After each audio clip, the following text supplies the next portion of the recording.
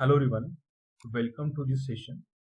In last session, we have already discussed about the description which is related to the water level management system using PLC. In today's session, we are going to design ladder program for the same project. So initially, as a programmer, we should know about the project datasheet. Project datasheet means what?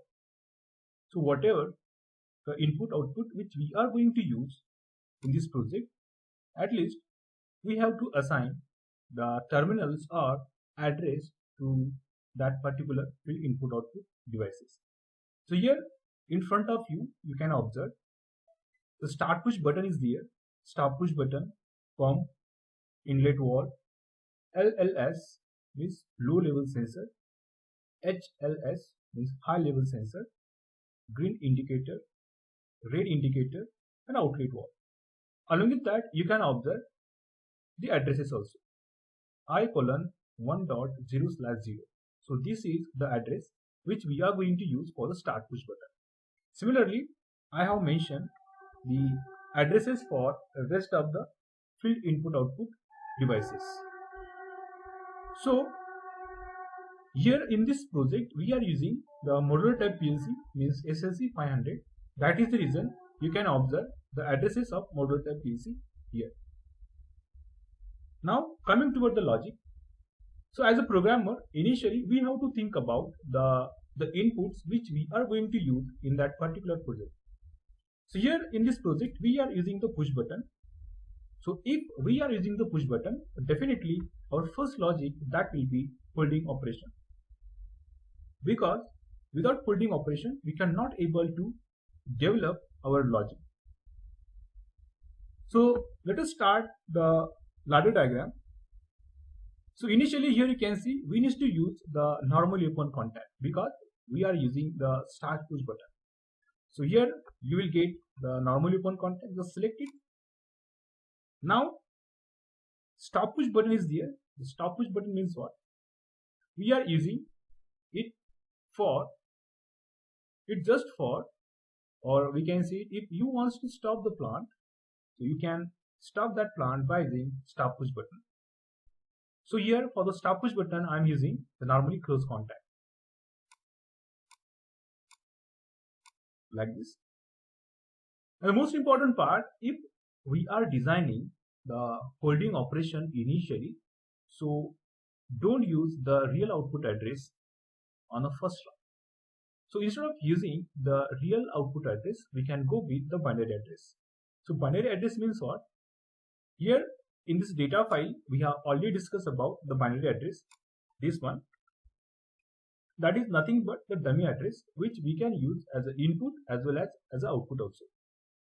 Now here I am selecting the output coil, and now it's time to provide the addressing to all these symbols. Now coming to the data file, in data file you will get the separate data file for the digital inputs and the separate data file for the digital output. Select the digital inputs, and now here you can see I am going to use the first address for this normally open contact. Just for your information, I have already provided the tag name and description to this symbol. Okay, see, like this. So if you just have to hold, drag and release. So this is the start push button. Okay, and if you don't know how to provide this description, you can take the reference of previous lectures, right? So here I am just showing you once again. Simply double click on the question mark, then type I:1.0/1. So here for the stop push button we are using this address. Just press the enter button. Okay, now you will get the description as well if you have provided, then okay. Otherwise you will not getting or any description for the same. Okay, it's very simple. You just take the reference of previous lecture, then you will get to know how to provide the description. Now coming toward the output coils. So here I'm not going to use the real output address. So instead of that, what I'm doing, I am using the binary address. Okay, here this is the binary address. So as we are using the stop push button, so definitely we have to add the one rung branch in order to complete the holding operation. So this is the rung branch. Now just click on it, drag it on left side, click on left bottom corner and select normally open contact, and just drag this address to this normally open contact. So what is the holding operation? So holding operation means what? Simply we just need to connect the output address in parallel with the input button or input switch, right? So we can see it holding operation. Now coming toward the next part, as we have already discussed about the water level management system. So when you press the start push button, the pump and inlet valve will turn on automatically, right? So for that purpose, what we require one pump and one inlet valve. So pump and inlet valve is going to turn on simultaneously. So obviously we have to connect these two output in parallel. So for this we require one rung branch like this and one more output coil. So here I am providing the output addresses. Now this is for the pump and this one is for the inlet valve. Okay, so before providing the addresses to these symbols, make sure that your field input output devices should be connected to this terminal. See the last number 0, here 1, 1, 2, 2, 3, 3, 4, 5. This is nothing but the terminals to which we have connected the field input output devices, right? This is very important. Randomly you cannot provide any input address. Okay, so I have already connected, that's why I am providing these addresses. So that is the reason initially we need to design the project data sheet. So it will be very helpful while designing the ladder program. Now here I have connected two output in parallel like this. Now in order to energize the pump as well as the inlet valve, what we require inputs, right? Now what we need to do, just click here and select one normally open contact. As we know that when you press the start push button, this output coil will energize. So once it energizes, it will provide the power supply to your pump and inlet valve. So that is possible only when you are providing this address to this normally open contact, right? So here I have provided the normally open contact on the second run. Now coming toward the next logic, here you can see we require some sensors, and don't forget to take this address on each and every run. So reason is that if you want to stop hold the plant immediately, so this will be helpful. Means once I disconnect the power supply from here, then this large process or this B3:0/0 will be turned off automatically. And in short, whatever the outputs which are connected to this particular binary address or on that particular run will be turned off automatically. Now here I am again using the binary address. Now we have already discussed when the water level reach to the level sensor number 1, then accordingly we will get some indication from a green indicator, right? So for that purpose we require one sensor. The sensor is nothing but the input, so that is the reason here I have selected one normally open contact. And for the green indicator we require one output coil like this. Okay, now for the low level sensor I am providing this address here, low level sensor. I'm just changing the name here, level sensor, right? Level sensor number 1, right? Okay, now here we require one indicator. So go to the output coil. Now here I have already provided a description. Green indicator show the low level of water tank. Okay, now coming to the next logic, when the water level reach to the low level sensor, accordingly we will get the indication from the green indicator, right? So what will happen when the water level reach to the high level sensor? So at that time the green indicator should be turned off, because at least we should know the exact level of water, whether the water will be at low level or at high level. So in order to know the exact level of the water, we need to turn off or turn on any single indicator at a time. So that is the reason we have to turn off the second indicator at that time. So it is very easy. So here I am again using here latching operation because we need to provide the continuous power supply. Now one more normally open contact, and here this is the high level sensor. Okay, or let me select the data file, input data file. This is the high level sensor. Let me change the name here, high level sensor. Sensor number 2. Okay.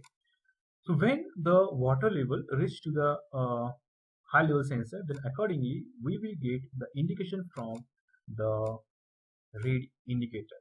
At that time the green indicator should be turned off, right? So that is possible only when we are providing the normally close contact of this red indicator here. Then what will happen when the red indicator turn on? This normally close contact will open and it will cut the power supply, and accordingly green indicator will stop automatically. Okay, and we will get only one indication at a time. Means to say, we will get to know the exact level of our tank, water tank, right? Now coming to the next part. In the next part, what we are going to discuss. So here we have added the two sensors, low level sensor and the high level sensor. Now coming to the next part, as we have already discussed, we have used the outlet wall also. Here you can check outlet wall. So once the tank full completely, so our task is to discharge the tank immediately. So in order to discharge the tank immediately, we require one outlet wall. So here I am again using the latching process in order to provide continuous power supply. Now we have already discussed when the water level reaches to the high level sensor, at that time the outlet wall should be turned on immediately, right? So here I am selecting the outlet wall which I have connected to the terminal number 5, right? Here just hold and drag and drop the address. Now as we know that when the outlet wall will start working, our water level goes down immediately. So when the water level goes below the high level sensor, so at that time the high level sensor will stop working, and at that time we can observe there is no indication from the red indicator, means it will be turned off, and green indicator will turn on immediately. So at that time our task is to turn on the outlet wall continuously, because if it stop working, it will cut the power supply and our outlet wall will also stop immediately. So we don't want it. So for that purpose we need to add one holding operation just like a first round. Now holding operation means what we have already discussed. We just need to connect the output address in parallel with the input. So the level sensor is also the input, right? The most important part, when it disconnect the power supply, initially we know that initially our outlet wall will be turned on and it will be remains on through this rung branch, means the power supply will flow through this parallel rung branch and it will turn on continuously. But as we know that when the water level goes below the low level sensor, at that time the outlet wall should be turned off. So in order to know, or in order to give the signal to the PLC when the water level goes down or goes below the low level sensor, so for that purpose it's our first priority to provide normally open contact of low level sensor here. Because if you are not providing the low level sensor in series with the outlet wall, you cannot able to turn off the outlet wall, right? So means what? When the water level goes below the low level sensor, it will be open, means initially it will be closed, means the power will flow through this low level sensor, and when the water level goes below the low level sensor, it will be open and it will cut the power supply, and what will happen, outlet valve will turn off immediately. But as and when the water level reached the high level sensor, at that time the pump and inlet valve should be turned off.